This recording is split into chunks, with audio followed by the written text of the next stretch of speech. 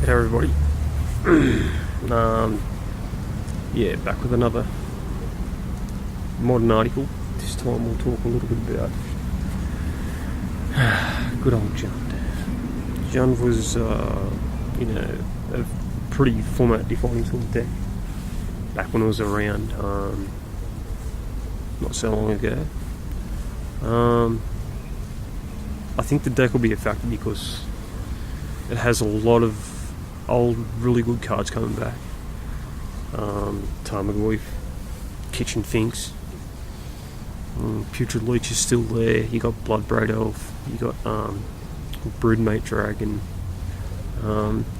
Back when it was around, what still appeals to me about this deck and why I think it'll be a factor in this standard is that basically any deck that comes into a format and it can kind of get to the middle game with relative ease, it can finish. By the time they get to 4 mana, they're getting, they're rolling out 2-for-1s. They're playing, their Bloodbraid Elves or their Bituminous Blasts, or and their 5s and 6s are Broodmate Dragons and just combinations of other spells to keep you on your toes. I think it should be really, really good. I'm just a really big believer of decks that can get to the mid-game safely in a good position, stand, a really good chance of being competitive. They're always a factor. They're always hard decks to beat. Ruben Zoo was, basically that, when it won Pro Tour Austin. It had nothing to do with how fast the other deck was or anything like that. It was just the fact that it could get to 4 and 5 mana and it could just start using, its Punishing Fires, its Baneslayer Angels and stuff like that to help turn the game around slowly in your favour. Generally speaking, Jund's usually not in a rush to do it. It goes through its paces. It has a 2 or 3 or 4, possibly a 5, and then it hits Double Dragon and it's strong. It slowly overwhelms you. It's a bit of a grinder, really. I often liken it to a really good grinding sort of deck. It'll just grind you into the turf if you don't. It'll just press its weight on you and drive you into the ground and pretty much just keep you there and until you're dead. It's really good in that way. Also, I think the other strong point that those kind of decks have, mid-range decks, is that their sideboarding options are really good.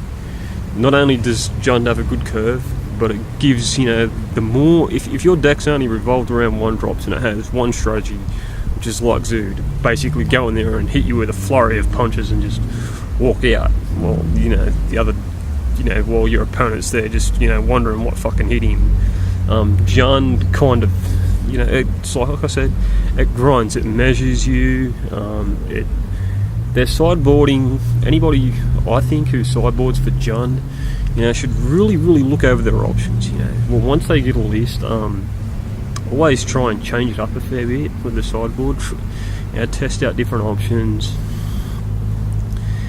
Try different things. That's where the real fun and games are in that deck, because they're one of the reasons, despite the fact that there weren't that many competitive decks when it was really, really popular, is that the one thing that you could never take away from the deck was that it cruised into the middle game. If you got into a dogfight with that deck, it oftentimes, it stands, better than a 50-50 chance of coming out on top.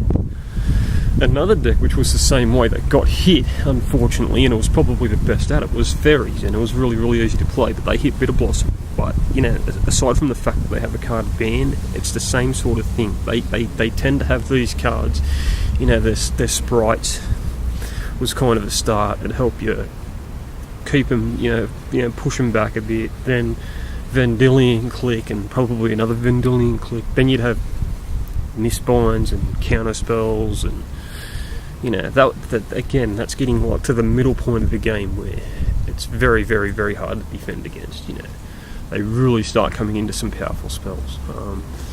I suppose that's part of what Wizards have been pushing the last couple of years to make the top end like really, really good. And this is where I think Jund's going to be exceptional. You know, I'm not saying they're going to win any Pro Tours. They're going to be the next big thing or any fucking bullshit like that. But you know, they're a factor. You give them a chance. You don't get in there and deal with them quickly. They're going to be a chance. You know, you're not. Jund's just not. It's not a free win. It's not. You know, it's not a gimme. You know. I think I've said enough on that. Anyway, I've talked now. If you've read this by now, I've talked about Zhu and Jund.